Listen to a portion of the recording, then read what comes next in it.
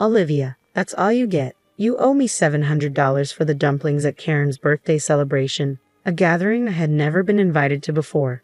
That's what Lily told me. In front of me, there was just a single dumpling, as if feeding a pet. Lily said with a laugh, "Here you go, Karen." The elementary schooler seemed to be in on the joke too, laughing at me. Mother and daughter both mocked me with the same demonic grin, completely extinguishing any affection I had for my granddaughter. "I've had enough. I'll just pay the bill and head home," I said, standing up. Lily, still smiling, waved me off dismissively. Disappointed in Jack, who wouldn't even meet my eyes if they wanted to celebrate with just their immediate family of 3.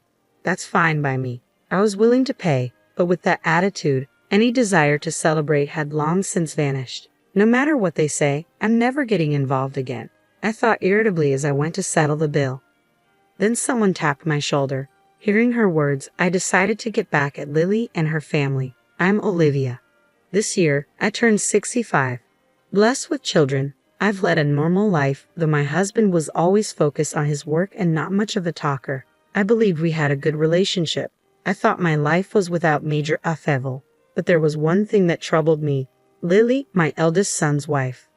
I understand that it's common for wives and mothers-in-law to not get along. However, Lily's attitude of treating me as an enemy just for being the mother-in-law was causing me trouble.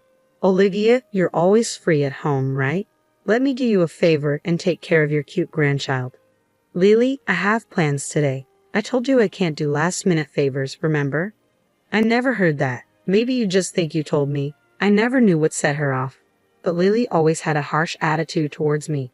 She'd call suddenly or come over unannounced, dumping tasks on me without caring about my plans. Even if I helped, she'd never thank me, saying a parent should naturally do that much. But if I refused, she condemned me as some terrible villain. Lately, I've been finding excuses not to comply with her demands, yet Lily would confront me, labeling me as a heartless person, accusing me of treating her poorly, or not loving my grandchild. Lily seemed to truly despise me. The final straw was when Karen, my granddaughter, started elementary school, and I was taking care of her after school. "Grandma, you're mean to Mom, aren't you?" Karen's words caught me off guard. "What? No, why would you say that?" "That's what Mom says. You always lie and say you don't," Karen replied, tears welling in her eyes. Apparently, Lily had been telling Karen that I was mean to her, and I was confronted with such accusations from Karen. I had no idea what she was talking about and tried to get the details from Karen. But Karen, seemingly taking Lily's words at face value, just kept calling me a liar, making it impossible to have a conversation. I couldn't understand why Lily would manipulate such a young child to dislike me. With no idea what to do or what was even happening, I was at my wit's end. When I talked to my husband, his response was dismissive. "She's a child. She probably doesn't understand yet." He didn't seem too concerned. Consulting my eldest son, Jack, was no better. His cold reply was, "Handle your own problems." Probably just tense around the mother-in-law, worrying about being ordered around because she's the wife. I would never do that. It's unbearable being targeted with such hostility. So what am I supposed to say? Should I tell her to be nicer to Mom? If I do that, it'll look like I'm siding with Mom, and things will become even more strained between us. It's not about taking sides. If she dislikes me, I want to know why. If she wants nothing to do with me, she should keep her distance. Try to understand how it feels to be reluctantly asked for favors. She's the mother of your beautiful grandchild. Mom, can't you just compromise a little? Jack's policy of non-intervention always seemed to side with Lily, no matter how much I pleaded. It felt like he was just brushing me off, telling me to endure it. At times, I couldn't help but vent to my close friends about these issues, yet their responses were always something like, "That's how sons' wives are." And I continued to struggle without finding a solution. Even when advised to keep my distance, it was always Lily who initiated contact. Whether I listened to her calmly or subtly rejected her, I found myself at a loss dealing with an unsatisfied Lily. During this time, I was informed by Lily about celebrating Karen's 10th birthday at a famous Chinese restaurant. Despite sending gifts for every celebration, including birthdays, I had never received a word of thanks from my eldest son's family. Instead, I was met with remarks like, "Olivia, you have no taste. It's better if you just give us cash." Naturally, I had never been invited to any of their celebration gatherings.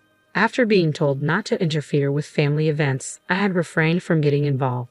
Karen's birthday celebration is at her favorite Chinese restaurant. You're coming, right, Olivia?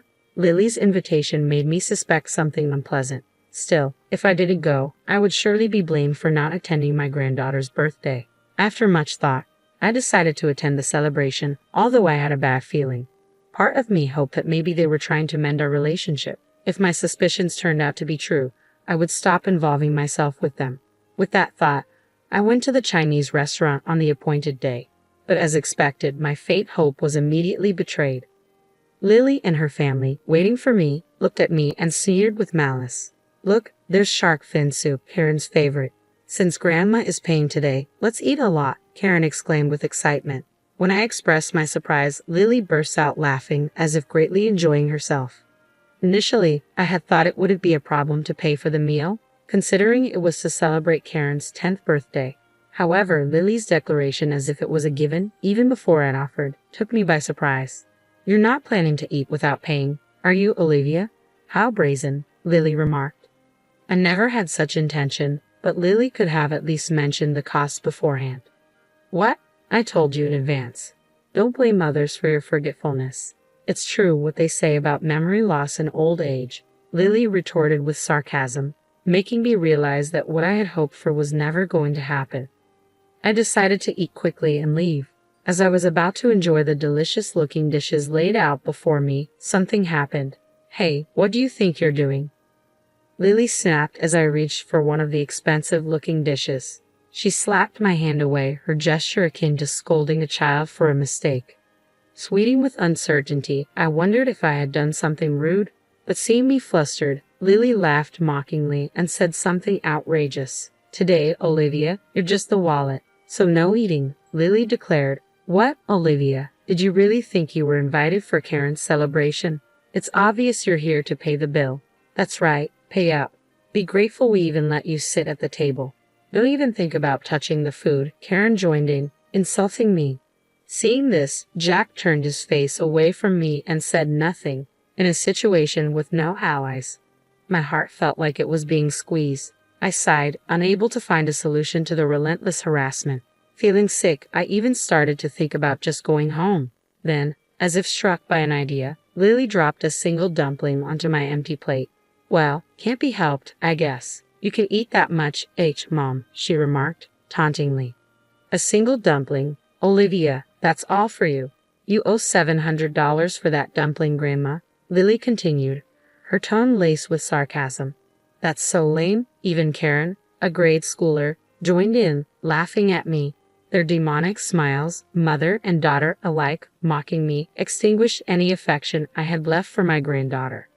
This was the moment I decided to cut ties completely. I didn't feel like celebrating her birthday anymore, but as a severance, it was a small price to pay. I've had enough. I'll pay the bill and leave first, I declared. What? You're leaving already? Thanks for the meal. Please just leave me alone from now on, Lily responded dismissively. I was disappointed in Jack, who wouldn't even make eye contact until the end. No matter what was said, Jack wouldn't reprimand Lily or even Karen.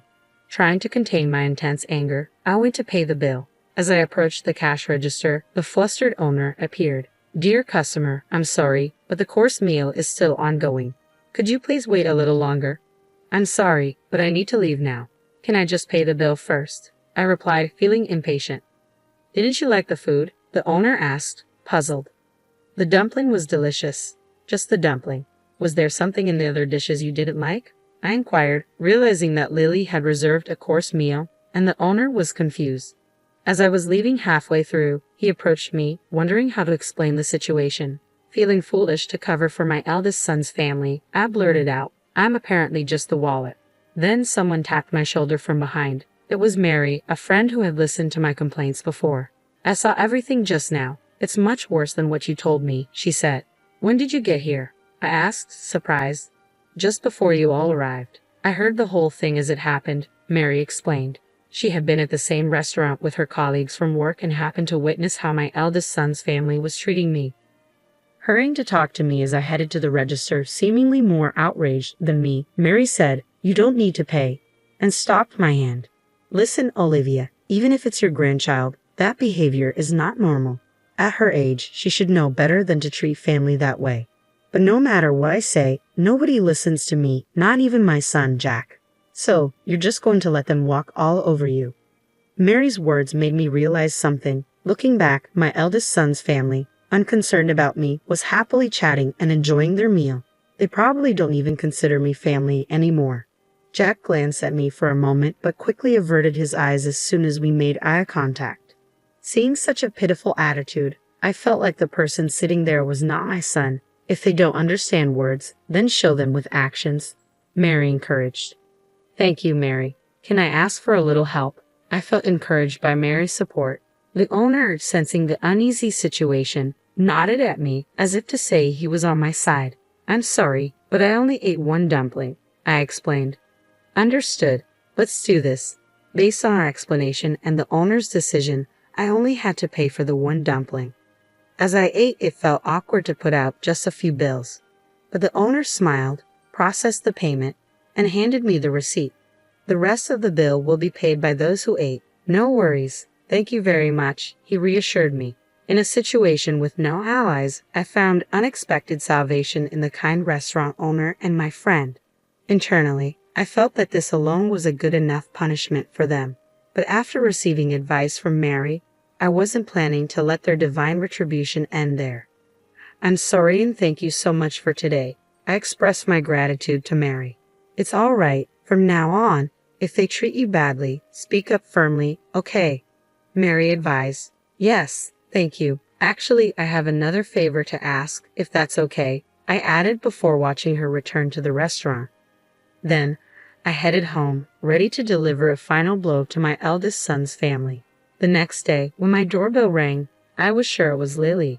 I had anticipated that she would come to complain about the payment from yesterday. Sure enough, the monitor showed Lily glaring at the camera with a furious expression, and I went to the door. What do you mean, Olivia, not paying for yesterday's food and drinks? What kind of reasoning is that? Lily demanded angrily. Food and drinks? What are you talking about? Don't play dumb, I replied, puzzled. It's about Karen's birthday party yesterday, Lily clarified, her irritation evident. That's right, you should at least pay up. Karen, who came with Lily, was also glaring at me. As the restaurant owner had said, my son's family had to pay for themselves and were in a panic. They hadn't brought their wallets, expecting me to pay. Jack had to run to an ATM at a grocery store, and they were quite embarrassed. Karen, showing her anger, furrowed her brow and yelled at me, her expression hardly one you'd direct at a family member. I sighed lightly before facing Lily to talk. I'd only ate one dumpling yesterday, so I only paid for what I ate. The dumpling cost $700, remember? Oh, maybe you didn't hear it because of your age, I remarked, feeling the weight of their rude attitudes. With such disrespectful behavior from both a wife and granddaughter, I didn't feel like paying anymore. As I retorted, they became even more heated and started verbally abusing me. What kind of attitude is that? Just because you're Karen's grandmother, you think you can do anything you want. I don't want a grandma like you. Don't act so high and mighty, Lily accused, pointing fingers at me as if I were some kind of villain. Karen, too, acted as though she was a hero, delivering justice to evil. Was there really a reason I had to be yelled at like this? I couldn't help but ask out loud, and an astonishing response came back. Hey, why do I have to be treated like this? What could you like about me? What have I done? I questioned, confused by their hostility. You haven't done anything. You know, wives just don't like their mothers-in-law, Lily replied casually. What do you mean, just that? I pressed for clarification. This time, I thought I'd make you useful as a wallet since I was angry, Lily retorted, stunning me with her unexpected words. I was speechless. Then before I could signal, the door to the next room opened, and Mary entered the living room. The moment they saw Mary's face, the two were speechless, their mouths agape. Listening to you all this time, is that how you treat my friend? Mary questioned, her tone firm. Why are you here, Karen? Lily stammered, clearly flustered by Mary's sudden appearance. It was understandable. Mary still worked as a language teacher in a certain classroom and was also the teacher of the language class that Karen attended. When I had spoken to Mary, the situation was so different from Karen's behavior in class that she had trouble believing me. But after yesterday's incident, Mary had become my ally and came to my house today. When Karen expressed her wish that I was her real grandmother, I was touched. Don't be deceived. Miss, this woman made my mom cry before. Karen accused, her tone sharp. My friend wouldn't do that. Besides, you just said Mom wasn't mistreated, right? But Mom, Grandma was mean to you, right? Karen continued, seemingly believing everything Lily had told her about me without hearing the details. Lily, apparently not expecting to be overheard, looked panicked. She became visibly nervous, glancing at Karen with a troubled expression. I was speechless at Lily's inability to come up with a better excuse for her actions. Miss, please listen to our side too. Just because she's your friend, it doesn't mean you should take Olivia's side, Lily pleaded, attempting to win Mary over with excuses. But Mary was judging based on the behavior she had witnessed, not on Lily's unsubstantiated claims. With no chance of Mary siding with them, Karen, scolded by her teacher, looked like she was about to cry. Only giving one dumpling and then expecting $700 in payment. That's no way to treat family, is it? Mary questioned, her tone pointed. But it was my birthday, so it's only natural for Grandma to pay. That's what Mom said, Lily interjected, trying to justify their behavior. Considering your attitude earlier, those kinds of words wouldn't come out unless you really looked down on someone. You usually don't speak to your grandmother like that, do you? Mary countered, her words piercing through the tension. Shocked by her favorite teacher's words, Karen seemed deeply affected. Seeing Karen's reaction, Lily, while still glaring at me, was at a loss for words. It wasn't a complaint, it was the truth. I just happened to see what was going on. Well, I won't forgive you, Olivia. Don't think you can see your granddaughter again, Lily declared angrily. Fine by me. I'd like to ask the same. Don't involve me anymore, I retorted. Lily left, pulling Karen's hand and looking resentful. As I watched them leave, I finally let out a sigh of relief. Seeing this, Mary patted my back. After all that, they won't be able to act so arrogantly anymore. Thank you, Mary. Sorry for always relying on you. I expressed my gratitude. It's fine, Olivia. They wouldn't listen to you, right? With that attitude, it's no wonder. Mary reassured me, her cheerful demeanor saving me. I was able to cut ties with Lily and her family. It's a shame I couldn't say anything to Jack, but I don't expect to hear anything more from Lily. Seeing the usually confident Lily taken aback cleared the frustration I had been carrying. However, apparently Lily and Karen got into an argument because Lily had lied to Karen about me, leading to Mom made the teacher dislike me. Karen still couldn't be appeased, and Lily called me to complain. Explain the situation to Mary. Is it okay for Karen to stop going to her language class? Lily asked.